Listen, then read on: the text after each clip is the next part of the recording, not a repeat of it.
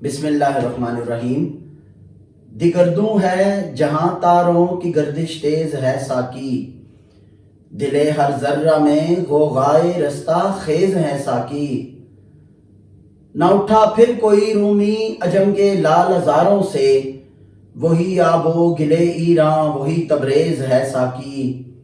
حرم کے دل میں سوزے آرزو پیدا نہیں ہوتا، کہ پیدائی تیری اب تک حجاب آمیز ہے ساکی۔ نہیں ہے نا امید اقبال اپنی کشت ویراں سے، ذرا نم ہو تو یہ مٹی بہت زرخیز ہے ساکی۔ عزیز طلبہ و طالبات، السلام علیکم۔ میں ہوں آپ کا معلم حمزہ اقبال نظامی، اور آج جماعت داہم کے طلبہ و طالبات یعنی 10th کلاس کے اسٹوڈنٹس کے لیے ویڈیو لے کر میں حاضر ہوا ہوں۔ اور اس سے پہلے کہ میں اپنی ویڈیو کا باقاعدہ آغاز کروں، آپ سے گزارش ہے کہ چینل کو سبسکرائب کیجئے، ویڈیو کو لائک کیجئے اور شیئر کرنا نہ بھولیے۔ جی تو عزیز طلبہ و طالبات، آج جو میرا موضوع ہے وہ آپ کی نیشنل بک فاؤنڈیشن کی جو کتاب ہے فیڈرل بورڈ میں پڑھائی جا رہی ہے، اس کی نظم نمبر 3 ہے، اور اس کا عنوان ہے خطاب با جوانان اسلام، اور اس کے شاعر ہیں شاعر مشرق حکیم الامت دانائے راز درویش خدا مست، یعنی حضرت علامہ محمد اقبال رحمۃ اللہ تعالیٰ علیہ اس کے جو ہیں یہ شاعر ہیں، اور اس کا ماخذ ہے بانگ درا۔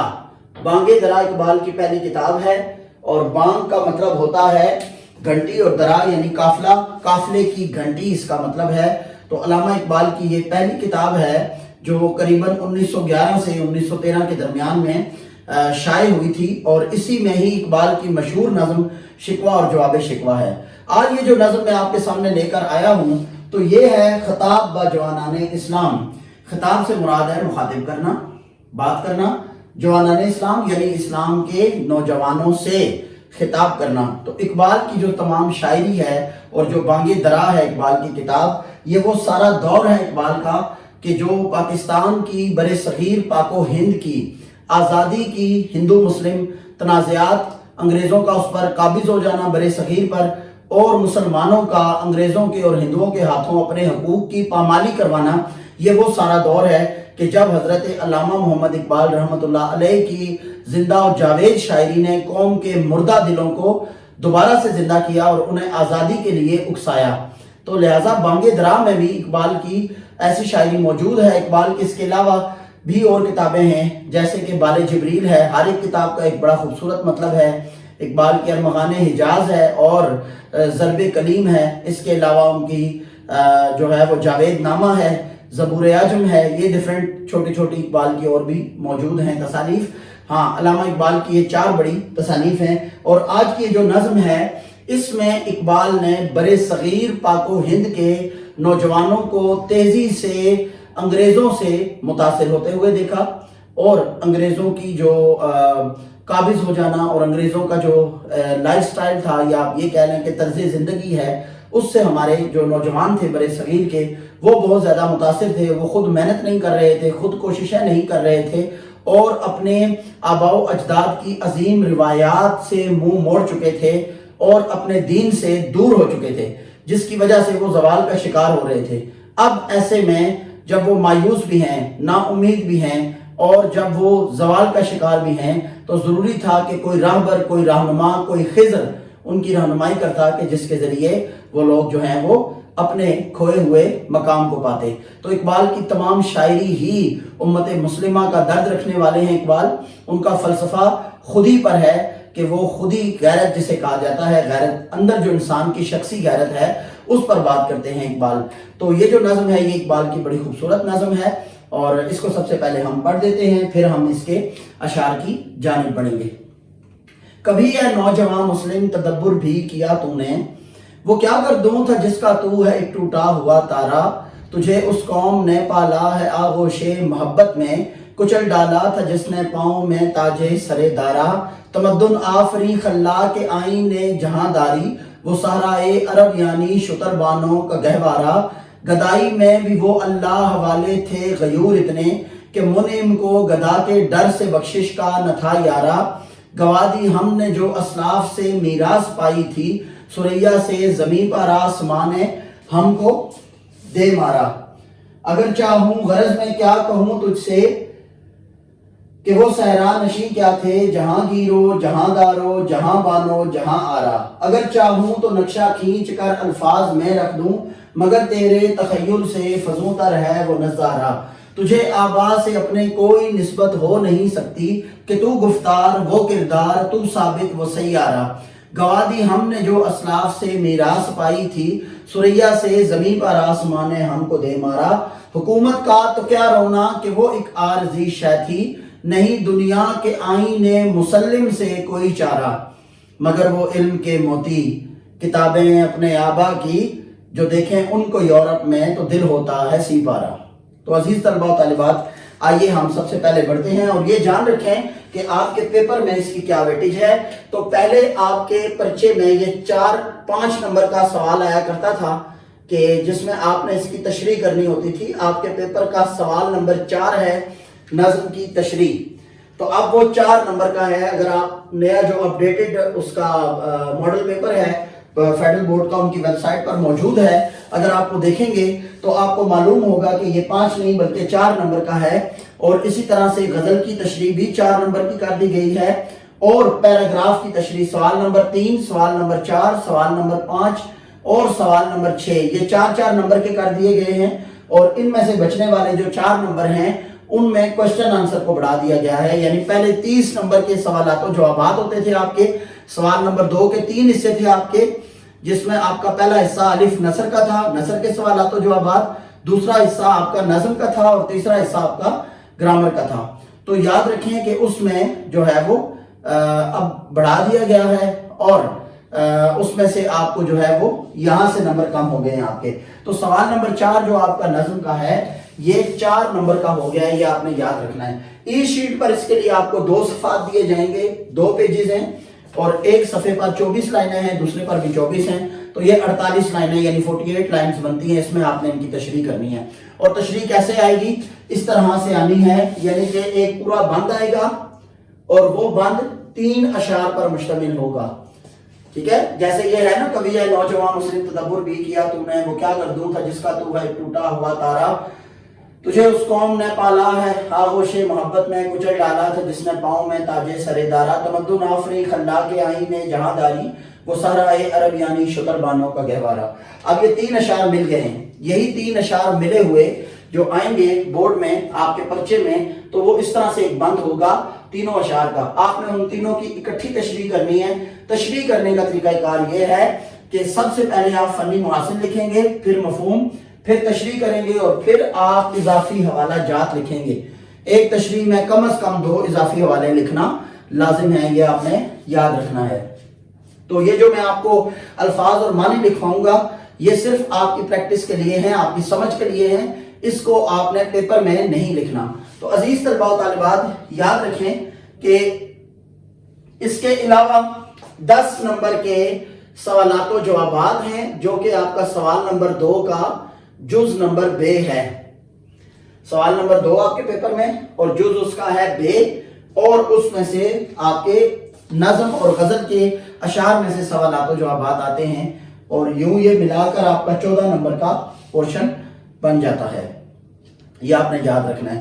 آئیے اب ہم ذرا جلدی سے اپنے اصل مقصد کی جانب بڑھتے ہیں، کیونکہ اس کے 10 اشعار ہیں، یہ کافی طویل نظم ہے۔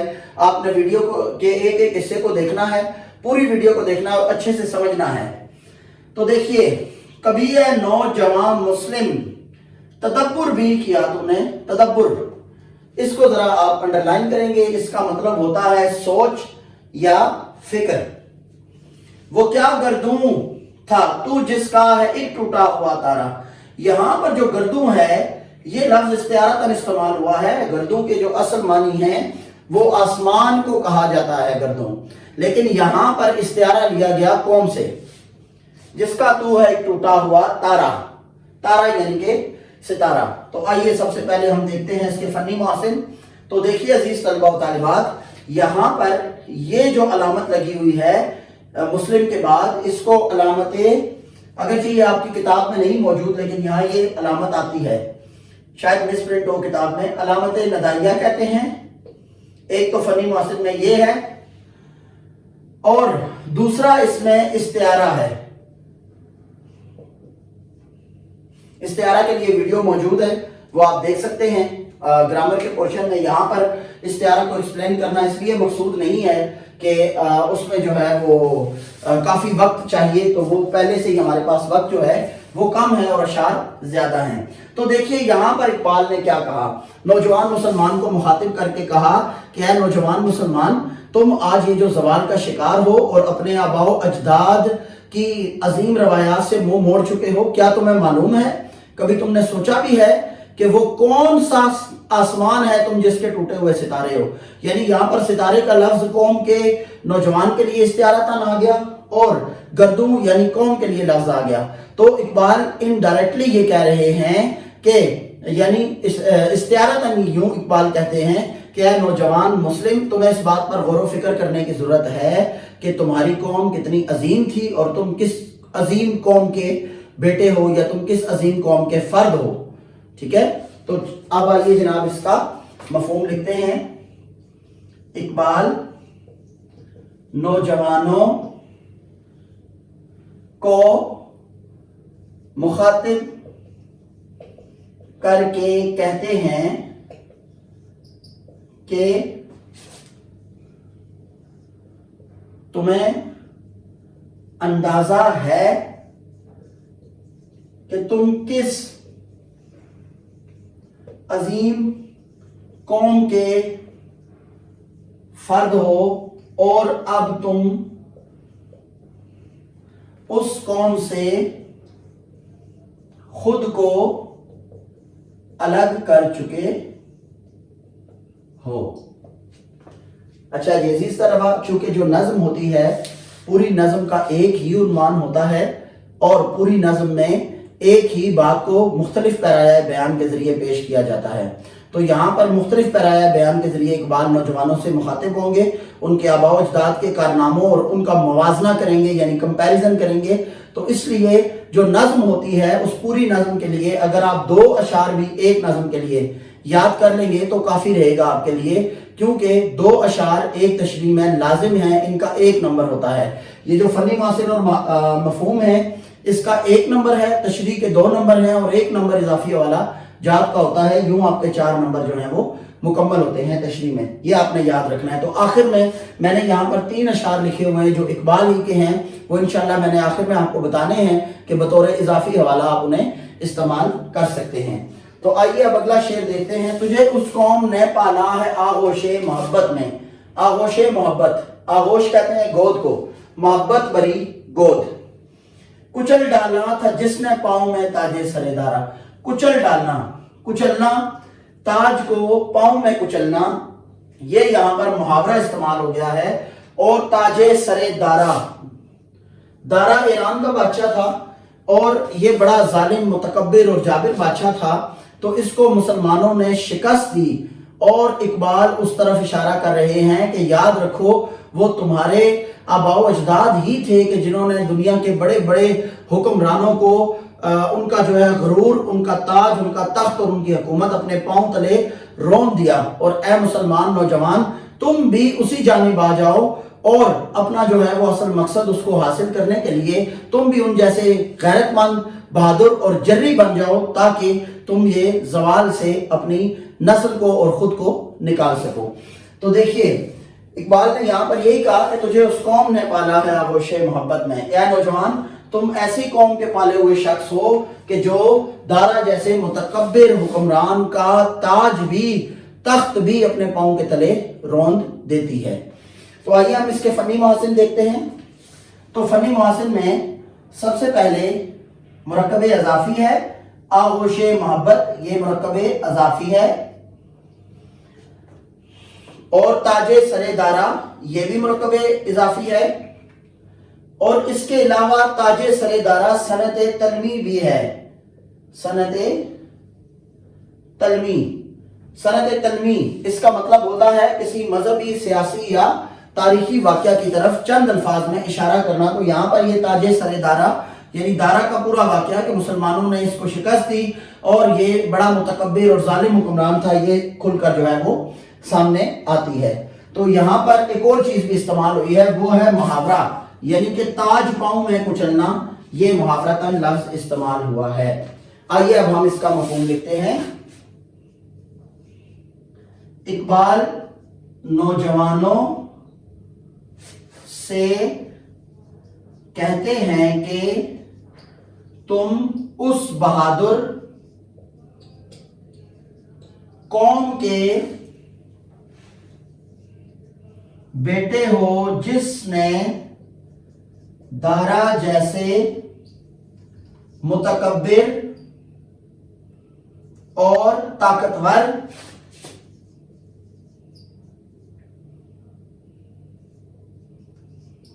بادشاہ کا تخت و تاج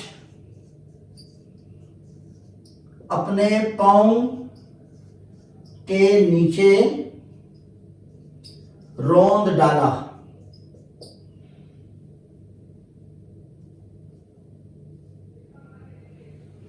اچھا جی میں دوبارہ پڑھ دیتا ہوں. اقبال نوجوانوں سے کہتے ہیں کہ تم اس بہادر قوم کے بیٹے ہو جس نے دارا جیسے متکبر اور طاقتور بادشاہ کا تخت و تاج اپنے پاؤں کے نیچے روند ڈالا. اگلا شعر دیکھیے جی. تمدن آفری خلاق آئین جہاں داری وہ صحرائے عرب یعنی شتربانوں کا گہوارہ. تمدن آفری، تمدن ویسے تہذیب کو کہا جاتا ہے، کلچر کو کہا جاتا ہے، یعنی وہ تہذیب یافتہ ہیں. تمدن آفری سے مراد ہے تہذیب یافتہ ہیں، اچھے اخلاق کے مالک ہیں. تو خلاق آئین جہاں داری، خلاق جو ہے یہ اچھا اخلاق، یعنی یوں آپ کہہ رہے ہیں اس کو. آئین کا مطلب ہے اصول اور جہاں داری، یعنی وہ اس پورے کا مطلب ہے خلاق آئین جہاں داری کا اکٹھا مطلب آپ لکھیں گے، یعنی کہ دنیا پر حکومت کرنے کے، جہاں داری کہتے ہیں حکومت کرنا، راج کرنا، کہ دنیا پر حکومت کرنے کے وہ اصول جانتے تھے. کون؟ تمہارے آباء و اجداد. یہاں پر پھر نوجوانوں سے اقبال مخاطب ہیں اور کہتے ہیں کہ اے نوجوانوں یہ بات یاد رکھو کہ جو تمہارے آباء و اجداد ہیں، جو تمہاری قوم ہے، وہ لوگ کیا تھے؟ یعنی تمدن آفرین تہذیب یافتہ ہیں، خلاق آئین جہاں داری دنیا پر حکومت کرنے کے، لوگوں پر حکومت اور لوگوں کے دلوں پر حکومت، ذہن و دلوں اور جسموں پر حکومت کرنے کی جو ایک صلاحیت ہے، جو ایک اصول ہے، وہ تمہارے آباء و اجداد جانتے تھے. اچھا اب اگلے مصرے میں اس نے کیا کہا؟ وہ صحرائے عرب یعنی شتربانوں کا گہوارہ. صحرائے عرب، عرب کا صحرا، صحرا کس کو کہتے ہیں؟ ریت والی جگہ کو. عرب سارا ریت والا ہے. شتربانوں کا گہوارہ، شتر کہتے ہیں اونٹ کو اور شتربان یعنی اونٹ پالنے والے. تو اقبال کہتے ہیں کہ تیرے آباء و اجداد تو محض پیشے کے اعتبار سے اونٹ پالنے والے تھے اور صحراؤں میں رہنے والے تھے، لیکن اے نوجوان یہ بات یاد رکھ کہ ان میں اچھا اخلاق تھا، وہ تہذیب یافتہ تھے اور لوگوں کے دلوں پر، لوگوں کے جسموں پر اور لوگوں کی ذہنوں پر حکومت کرنے کے اصولوں کو جانتے تھے. چلیے جی اب ہم اس کے لکھتے ہیں فنی محاسن. تو یہاں پر خلاق آئین جہاں داری یہ مرکب اضافی استعمال ہو گیا. اس میں محض ایک ہی چیز ہے مرکب اضافی اور وہ صحرائے عرب یعنی شتربانوں کا گہوارہ، اور دوسری ہے اس میں اشارہ، انہوں نے اشارہ کر دیا وہ صحرائے عرب یعنی شتربانوں کا گہوارہ. آئیے اب اس کا مفہوم دیکھتے ہیں.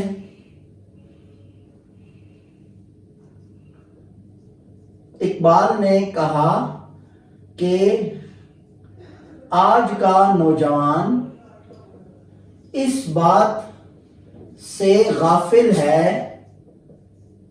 کہ اس کے باپ دادا محض صحراؤں میں اونٹ پالتے تھے، مگر وہ اعلیٰ نسب العین کے مالک تھے اور دنیا پر حکومت کرنے کے اصول جانتے تھے. میں پھر سے اس کو پڑھ دیتا ہوں. اقبال نے کہا کہ آج کا نوجوان اس بات سے غافل ہے کہ اس کے باپ دادا محض صحراؤں میں اونٹ پالتے تھے مگر وہ اعلیٰ نصب العین کے مالک تھے اور دنیا پر حکومت کرنے کے اصول جانتے تھے۔ گدائی میں بھی وہ اللہ والے تھے غیور اتنے کہ منعم کو گدا کے ڈر سے بخشش کا نہ تھا یارا۔ تو دیکھیے جناب، گدائی کیا ہے؟ غلامی، ٹھیک ہے؟ وہ اللہ والے، اللہ کو ماننے والے، اللہ والے، غیور غیرت مند۔ گدائی کا مطلب ہے غلامی، اللہ والے یعنی اللہ تعالیٰ کے ماننے والے جو صرف اللہ سے ڈرتے تھے، جن کے دل میں صرف خوف خدا تھا۔ غیور یعنی کہ غیرت مند، اور منعم، منعم ہوتا ہے نعمت کرنے والا، عطا کرنے والا۔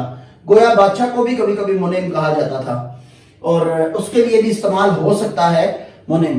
تو گدا فقیر مانگنے والا، بخشش کچھ عطا کرنا، اور بخشش کا نہ تھا یارا۔ یارا کا مطلب ہوتا ہے حوصلہ، یہ لکھ لیجئے گا، یارا کا مطلب ہے حوصلہ۔ تو اب اس پورے شعر کا مطلب کیا ہے؟ اقبال کہتے ہیں کہ اگر تیرے آباء و اجداد غلامی بھی کسی کی کریں تو پھر بھی وہ غیرت سے کرتے تھے، اگر وہ کسی کے غلام بھی ہوں۔ دیکھیے جیسے حضرت بلال حبشی رضی اللہ تعالیٰ عنہ، جب آپ کو دین کی دولت نصیب ہوئی تو آپ آہد آہد کی صدا لگاتے تھے، اور نبی کریم صلی اللہ علیہ وآلہ وسلم کے غلام اپنے آپ کو آپ کا غلام سمجھتے تھے، لیکن آپ جس کے پاس تھے، جو آپ کا آقا تھا، وہ انتہائی ظالم تھا، وہ مشرک تھا، اور وہ آپ کو سختیاں دیتا، آپ کو جو ہے وہ کھجور کی چھال میں ڈال کر چٹائی میں اور پوری ریت پر آپ کو جو ہے وہ گھماتا تھا، آپ پر ظلم کرتا، کوڑے برساتا، جلتے ہوئے کوئلوں پر جو ہے وہ حضرت بلال حبشی رضی اللہ تعالیٰ عنہ کو وہ جو ہے وہ چھوڑ دیتا۔